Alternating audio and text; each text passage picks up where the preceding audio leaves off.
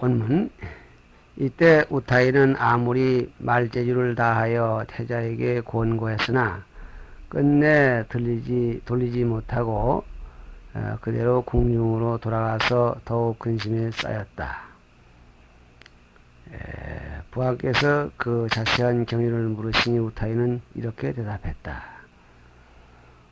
성을 나선 지 얼마 안 되어 죽은 사람을 만났는데 어디서 왔는지 전혀 모르겠사오며 여러 종자들에게 말했으나 모두가 보이지 않는다고 하였사옵니다.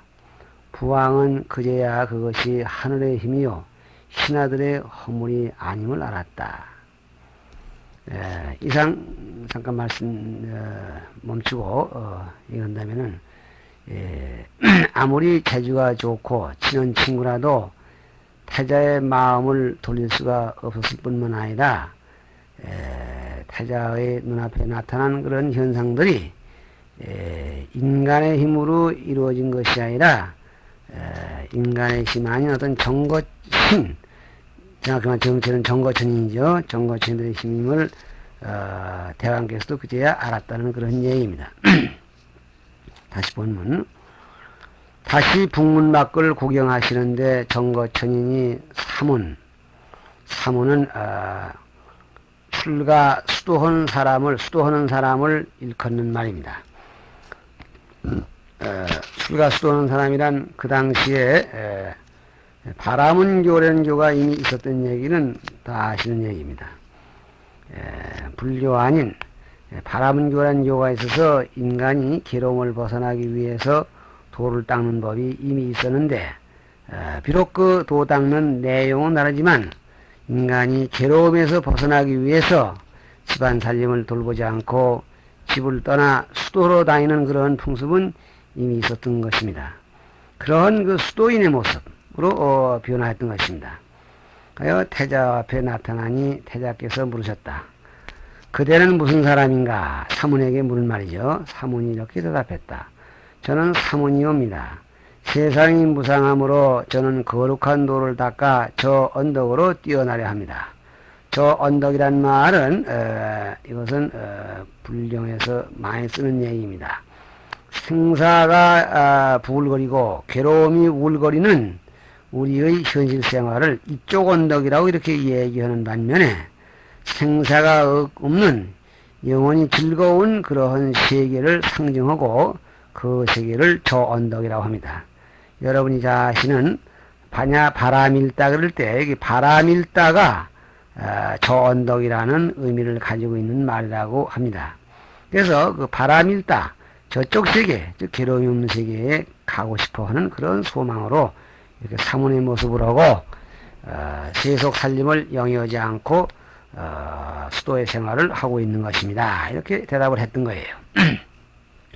이 말을 남기고는 하늘로 날라 사라지거늘 태자께서 마음속으로 생각하시기를 늙음, 병들음, 죽음의 고통을 보고 두려워했더니 이제 사문을 만나니 내 마음이 트이는구나.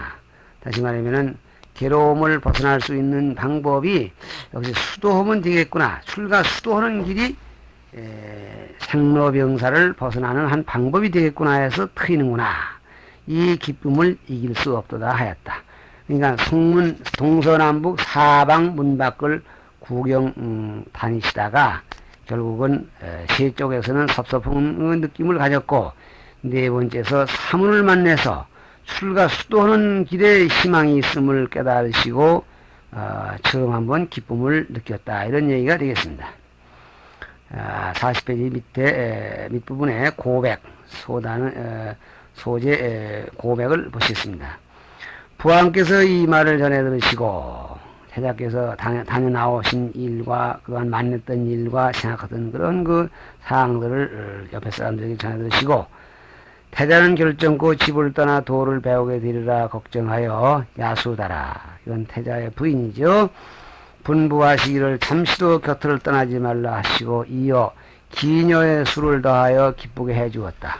이 세상의 사람들이 보통 남자라면은 여자를 많이 그다지 아름답게 해놓고 여러 가지 쾌락사항을 즐거울 오락사항을 많이 들려주면 즐거워하게 되고 거기에 애착을 느끼게 되고 그래서 태자까지라도 출가할 생각을 멈추었으면 하는 그런 소망입니다. 다음날 태자는 부왕의 앞에 나아가 이렇게 사례었다. 은혜는 말은 은혜와 애정입니다. 부모의 은혜, 또 의뢰를 갖기 위한 또 보답, 애정, 이런 사업들은, 이런 그 관념들은 반드시 여의게 되오니 사랑은 언젠가 여의게 된다. 저의 출가를 허락해 주옵소서. 출가하고 싶으니 출가를 허락해 주옵소서. 부왕께서 울며 허락지 않으시니 태자께서 다시 이렇게 사례었다. 부왕께서 4가지 원을 들어주신다면 출가하지 않겠사오니 첫째는 늙지 않으며, 둘째는 병들지 않으며, 셋째는 죽지 않으며, 넷째는 헤어지지 않으며입니다. 이 4가지 조건을 대왕께서 해결해 주신다면 저는 출가를 안 하겠습니다. 이 물음에 대해서 대왕은 대단히 자신 없는 일입니다. 본문 부왕께서 대답하시기를 그런 소원을 이 세상에 누가 이룰 수 있으리요 하셨다. 아무도 이루어줄 수가 없습니다. 이것은 지금 누구도 이룰 수 없는 것이기 때문에 결과적으로 대왕은 부처님의 태자님의 출가를 허락하지 않을 수 없는 그런 판정이 되어버린 거예요. 이때 승사가, 관상 보는 사람이죠, 부왕에게 이렇게 사례었다. 태자께서 출가하시지 않는다면 7일 뒤에는 반드시 전륜승왕이 되어서, 전륜승왕은 이 온 세계를 통일할 수 있는 위대한 그 군주, 이건 위대한 군주로서 신화 속에 전해지고 있는 그러한 그 영웅입니다. 출가만 안 하시고 견딘다면은 7일 뒤에는 전륜승왕이 되어서 칠보가 저절로 이르리다. 그래서 칠보란 말은 이 전륜승왕이 가지고 있는 그런 그 훌륭한 그 요건들입니다. 다시 말하면은 이미 얘기했지만 29페이지에 나오는 얘기인데, 전륜승왕이 가지고 있는 그런 특수한 그런 그 보배인데, 금은율이 그런 것이 아니라 천하를 쥐었다 폈다 하는 데에 필요한 그런 요건들입니다. 왕이 기뻐서 곧 여러 신하들에게 분부하기를 밤낮으로 성문을 엄히 단속하되 열고 닫을 때엔 40리 밖까지 들리게 하라. 문소리가 그렇게 요란하게 나도록 하고 나가지 말게. 적어도 일주일 동안만 그 잘 붙들어 놓으면은 전륜승왕이 되어서 이 카필라국을 중심으로 천하를 통일해서 그야말로 원 없이 아주 위대한 군주가 한번 될 것이기 때문에 이렇게 엄히 단속하게 하고, 또 야수다라에게는 곱이나 살피라 하셨다.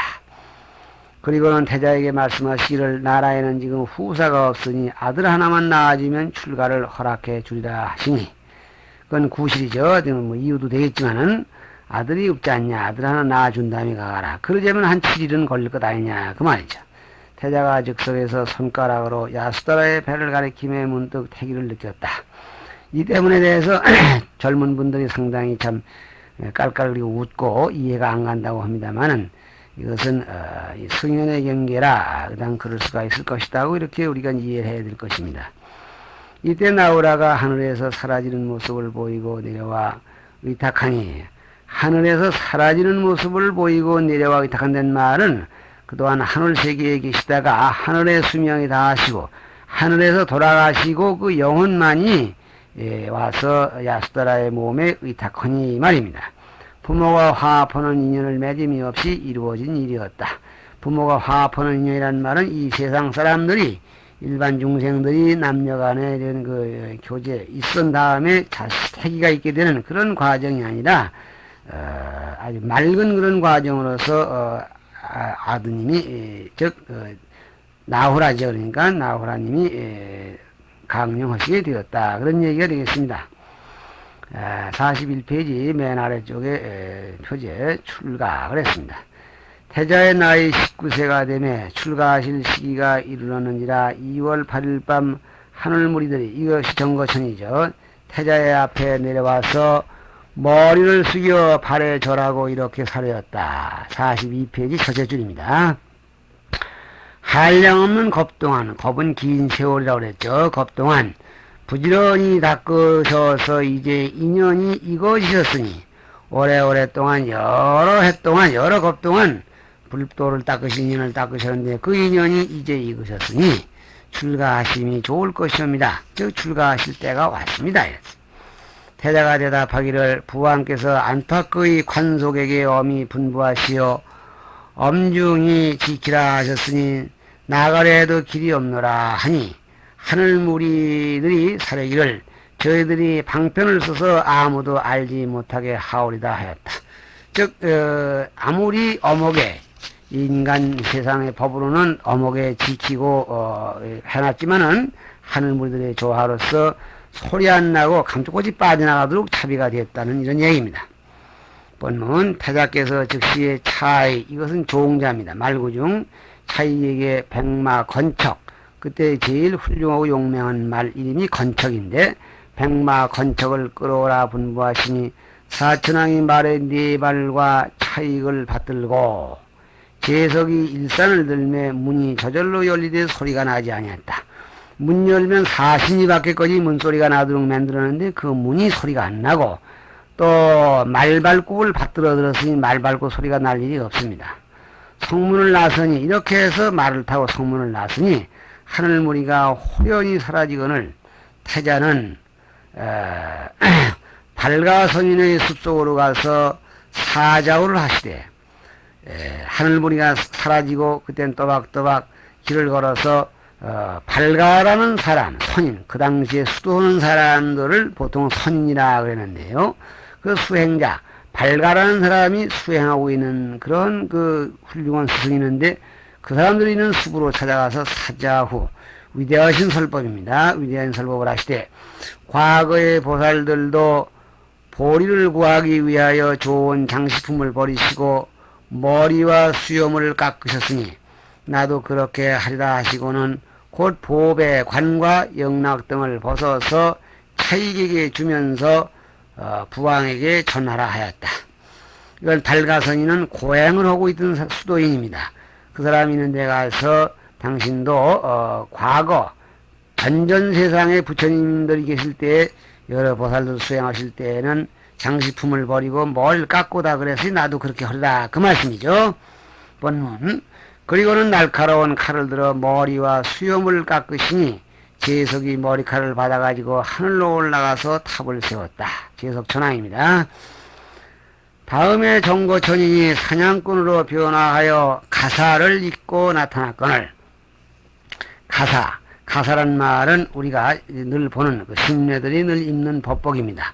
장사무에 이렇게 걸치는데 옛날에는 빨간 가사를 입었는데 요새는 자줏빛 그런 목란빛이라 해서 그 검붉은 그런 빛을 한 가사를 입습니다. 가사는 범어인데 우리말로는 복전의라고 보통 말하죠. 복받 옷이다. 가사에다가 복을 지으면 복이 온다. 가사를 입고 나타났거늘 그 당시에 정거천인이 사냥꾼으로 변하여 가사를 입었다. 사냥꾼이 어떻게 가사를 입었겠느냐 그런 생각인데요.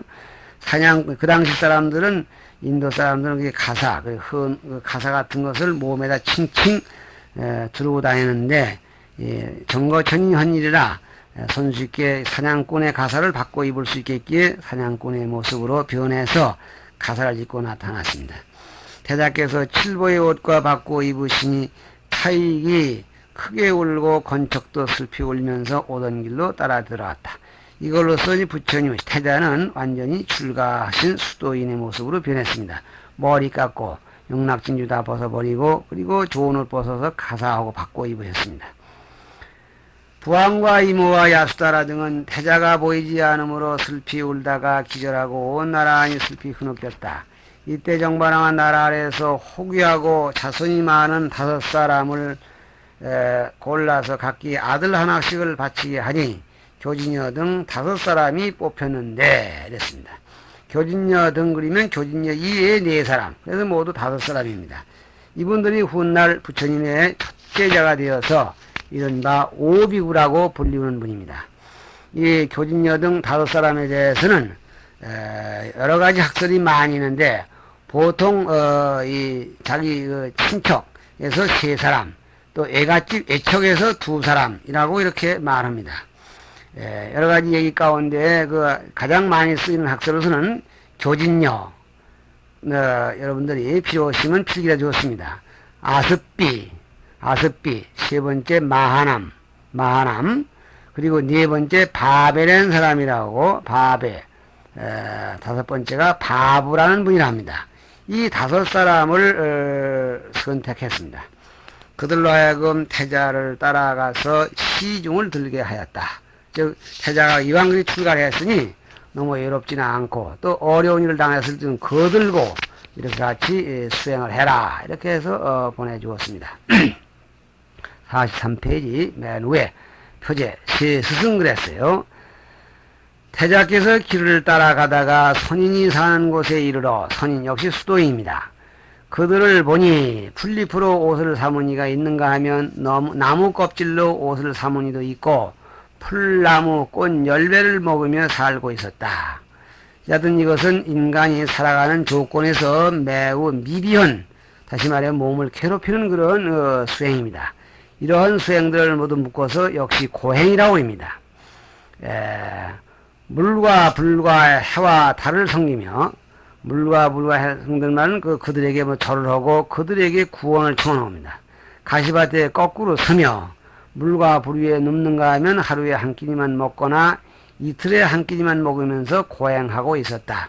왜 그들은 그렇게 고행을 하느냐 하면은 인간은 브라흐마나라는 하느님에 의해서 노용을 받아서 우리는 괴로움을 받게 되었기 때문에 그 브라흐마나 하나님의 노용을 푸시기 위해서 우리가 이 몸을 짐짓 괴롭게 함으로써 브라흐마나 하나님의 기쁨을 사고, 그래서 우리가 괴로움에서 벗어날 수 있다고 이런 생각으로 이렇게 먹는 거, 입는 거, 사는 걸 모두 괴롭게 한답니다. 태자께서 선인에게 무엇을 구하는가? 선이란 말은 그 고행하는 선인들입니다. 너희들은 뭘 구해서 이렇게 고행을 하고 있느냐?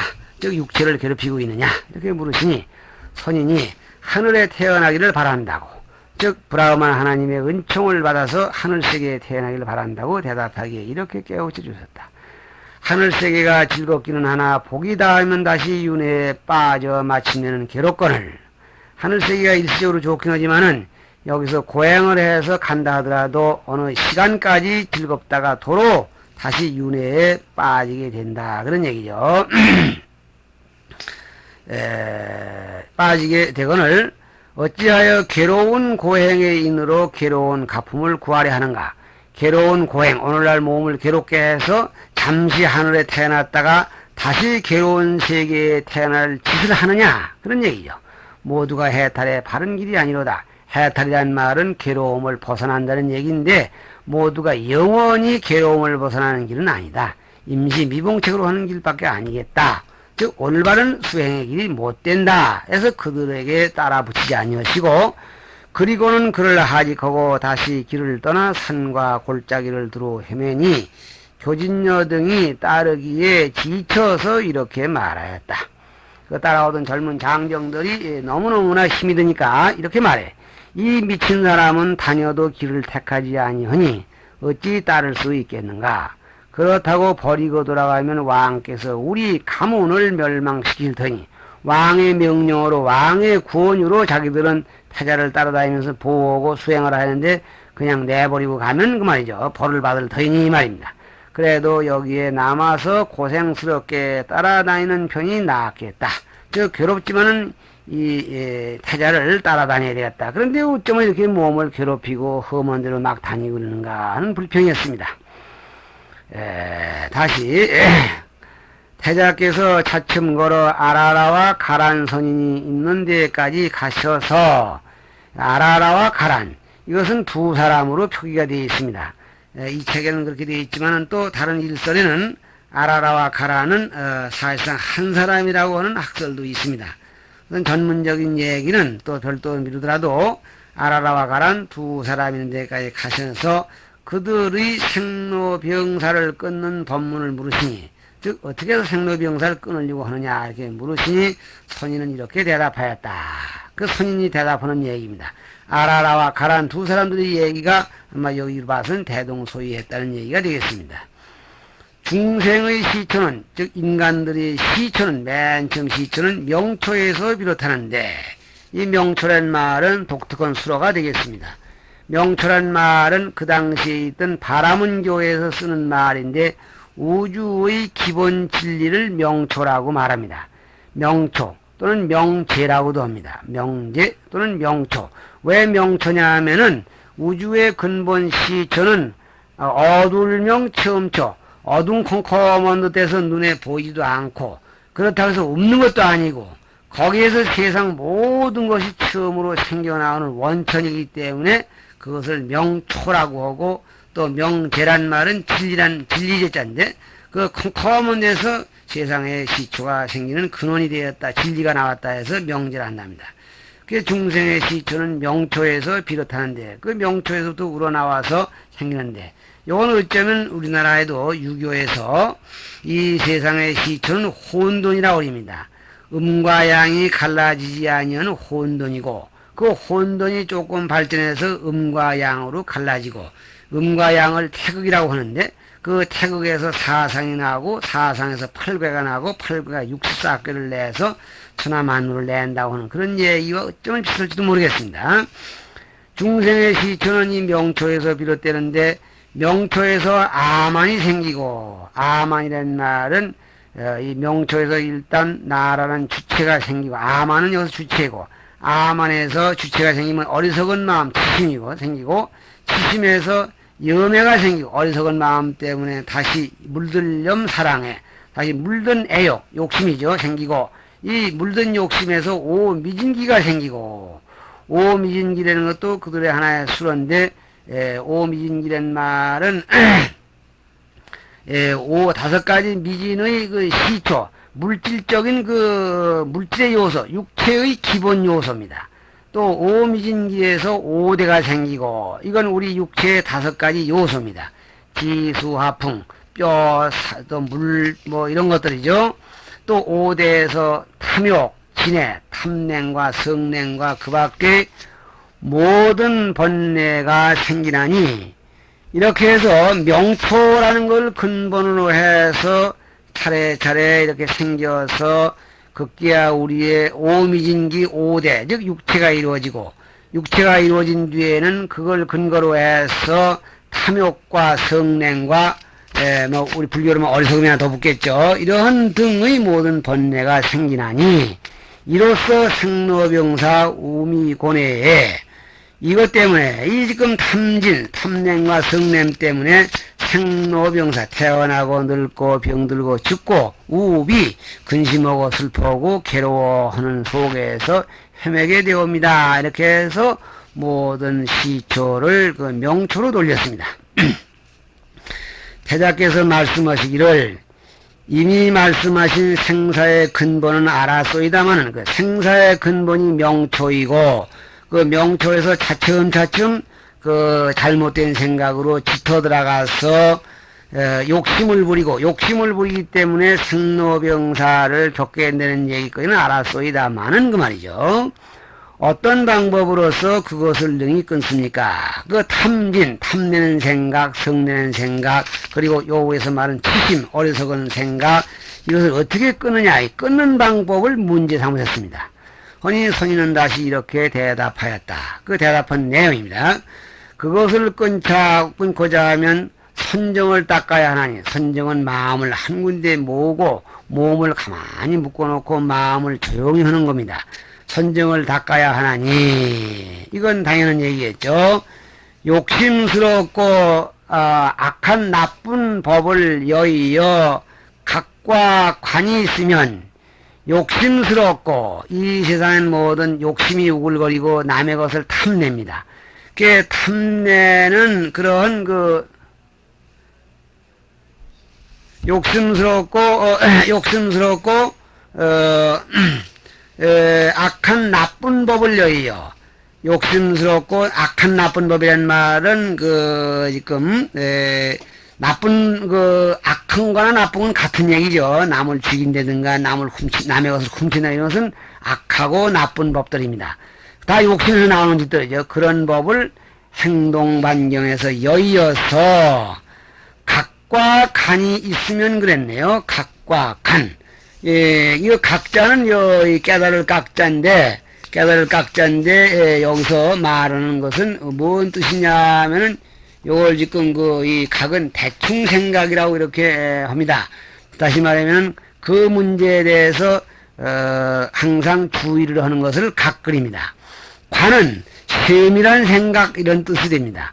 그걸 좀 더 세밀히 생각해서 아주 깊은 마음속에 깊이 간직해서 잠시도 놓지 않는 겁니다. 그래서 이 욕심스럽고 악하고 나쁜 법을 여의고 그러한 여의려는 각과 간이 있으면 생기면 이 말입니다. 각과 관이 있으면 초선을 얻고 초선이란 말은 그 선정을 단계로 논아서 얘기하는데 처음 선정. 그러니까 처음 선정은 우선 인간의 거칠은 욕심에서 떠나서 욕심을 벗어나야 된다는 그런 거칠은 대강하는 생각과 강한 집념과 이것이 자리가 잡힌 사람이 얻어지는 이것을 이르러서 초선이라 그럽니다. 그래서 이것을 뭐라 하냐면 이생실학지라고 그러죠. 여일리, 날생, 기쁘리, 즐거울락 그럽니다.